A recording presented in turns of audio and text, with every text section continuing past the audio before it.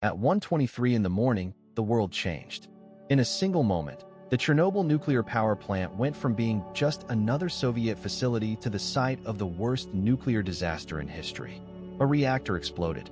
Fire rained into the night sky.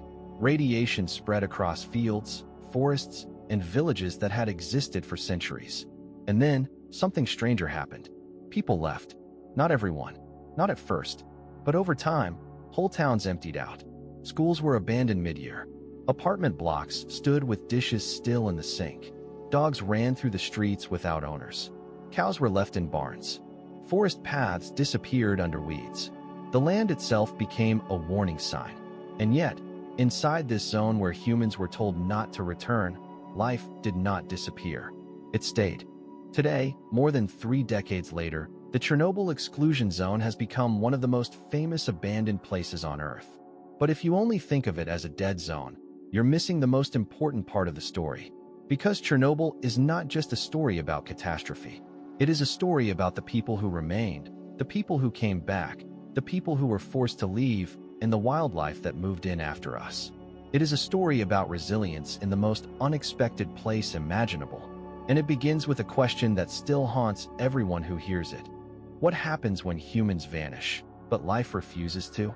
To understand the zone as it exists today, we need to go back to the beginning. Chernobyl was not born from disaster. For centuries, it was a quiet region in what is now northern Ukraine, near the border with Belarus.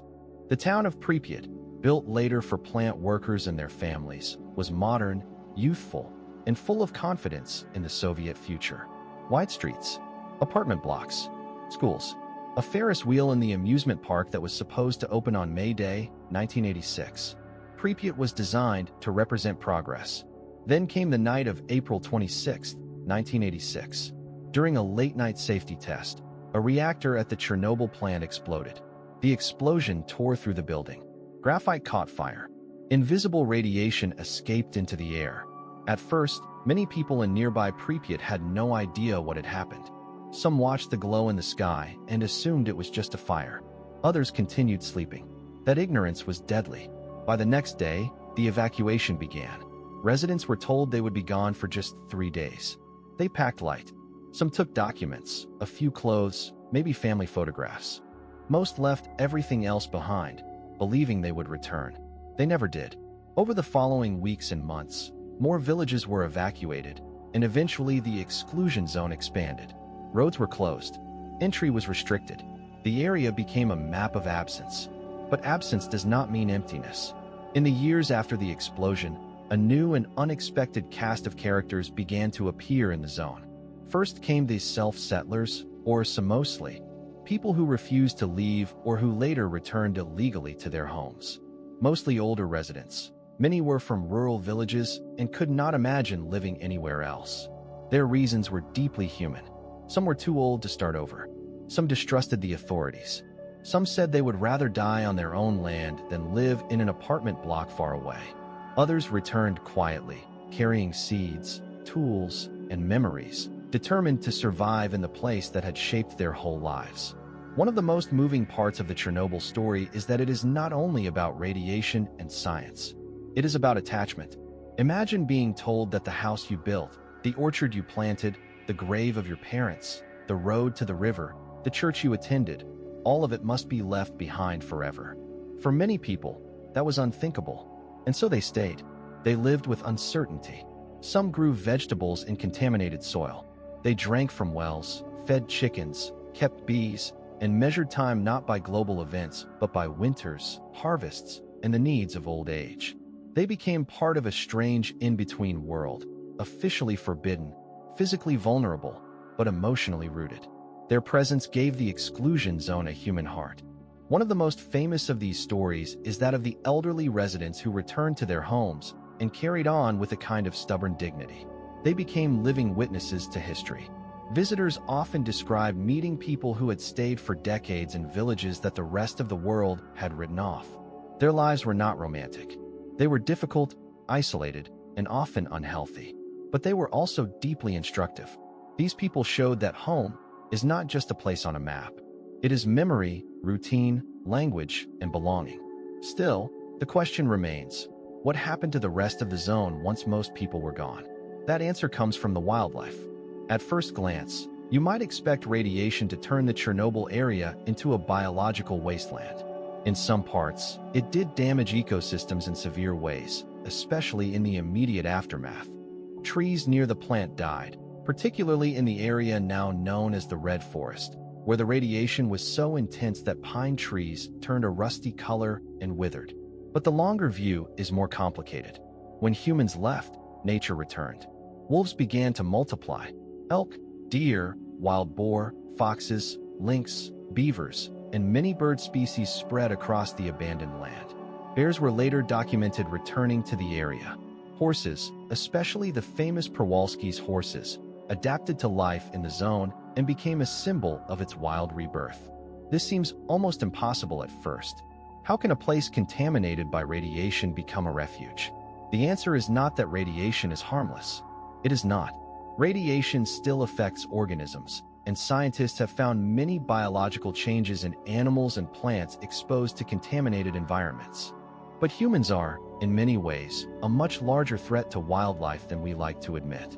Hunting, farming, deforestation, roads, noise, and permanent settlement all reshape habitats.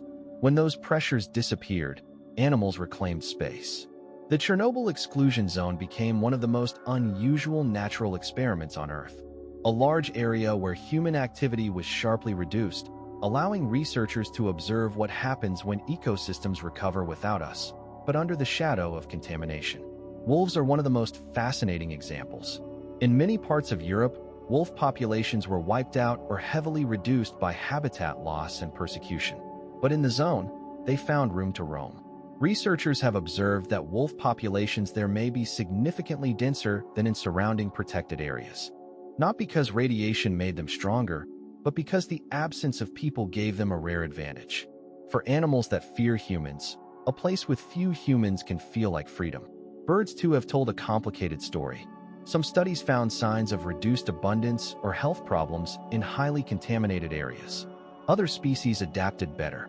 Small mammals, insects, and plants each responded differently depending on species, location, and level of exposure. Chernobyl became a reminder that nature does not respond in one simple way.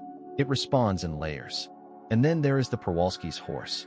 These rugged, rare wild horses were introduced into the zone and have since become one of its most famous success stories.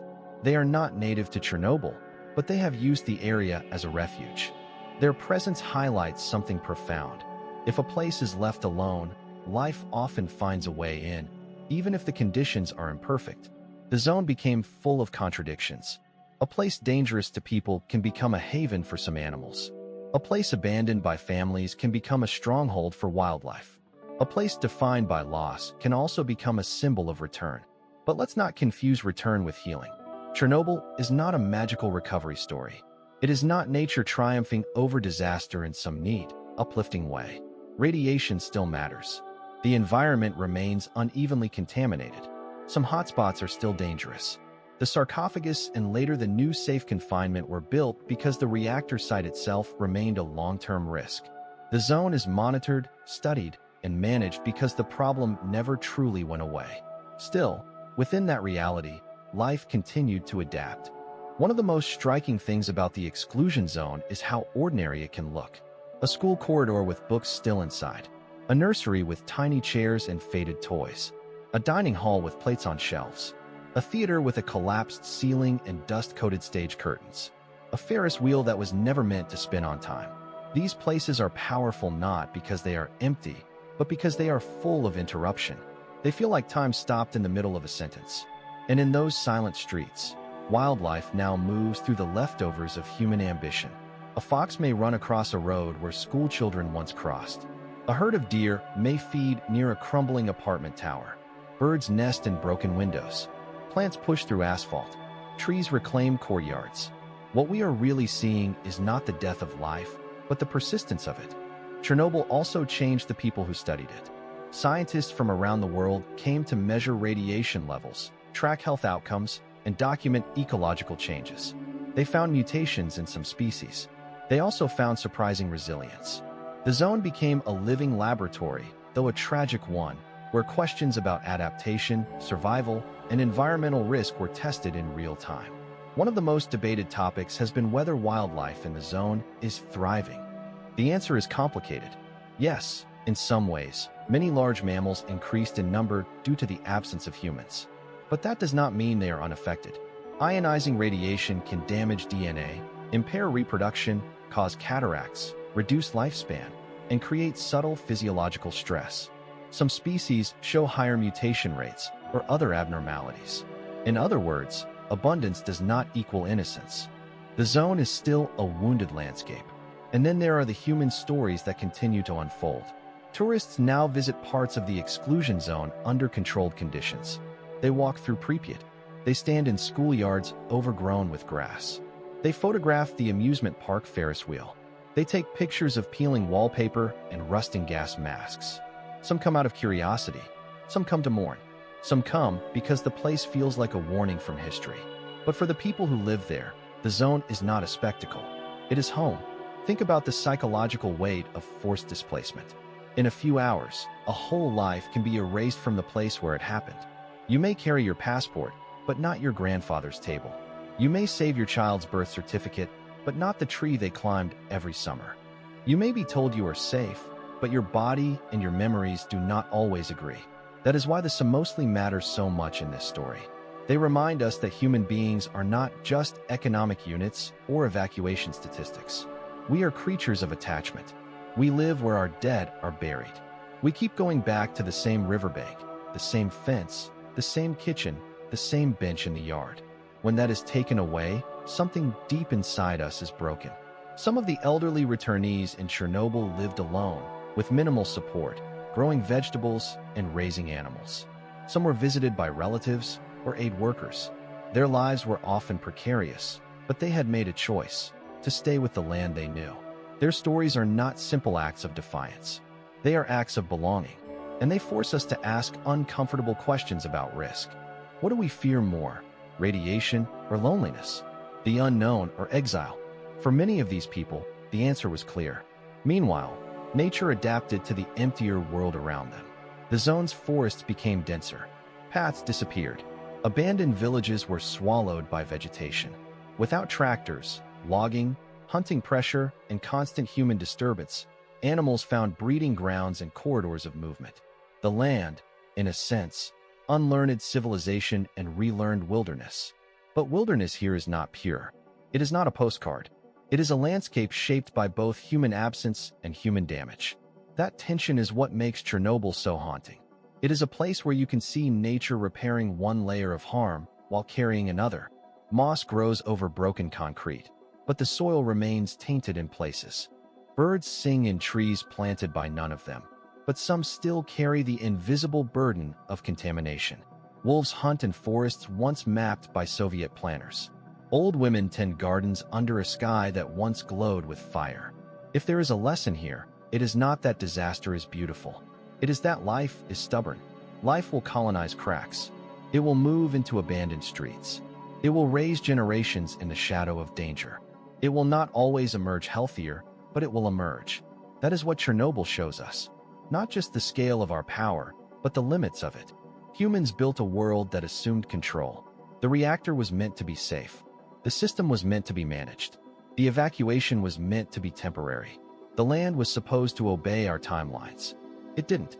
The explosion rewrote those assumptions in the language of ash, radiation, and silence. And then the forest replied. Over the years, scientists, writers, and visitors have all tried to interpret the meaning of the exclusion zone. Some see it as a warning against nuclear power. Some see it as evidence of the fragility of modern systems. Some see it as a case study in ecological resilience. Some see it as a monument to Soviet failure. All of those are true, at least partly. But there is another meaning, quieter and more personal. Chernobyl is a story about what remains after a world is broken. A few old villagers remain. Wolves remain. Birches and grasses remain. Memory remains. Fear remains. Curiosity remains. And above all, the question remains, what kind of world do we make, and what kind of world do we leave behind? Because the exclusion zone is not just about one place in Ukraine. It is a mirror. It asks us how we treat land, how we treat workers, how we treat evacuees, how we understand safety, and how quickly we assume that our systems are permanent. It asks whether we really know the consequences of what we build. It asks whether we can recognize resilience in places we were taught to call ruined. Today, the Chernobyl Exclusion Zone continues to change. Wildlife studies continue. Cleanup and containment continue. Some areas are still restricted. Some villages are still inhabited by a small number of returnees. The forest keeps growing. The roads keep cracking. The stories keep accumulating. And the people who stayed, and the animals that came after, still give the zone its strange, unforgettable life. So when you think of Chernobyl, don't only picture the explosion. Picture the old woman planting potatoes in a contaminated garden because it is still her garden. Picture the wolf moving silently through a street where children once played. Picture the horse standing in winter snow beside a collapsed farmhouse. Picture the empty classroom where lessons were interrupted forever. Picture the forest reclaiming the edges of a town. Picture survival in all its forms. Because inside the Chernobyl Exclusion Zone, life did not end. It changed. It adapted. It endured. And maybe that is the most human part of the story of all. If this story moved you, take a moment to reflect on what Chernobyl teaches us about memory, resilience, and the cost of broken systems. And if you want more stories like this, subscribe, like the video, and stay with us for the next journey into history's most unforgettable places.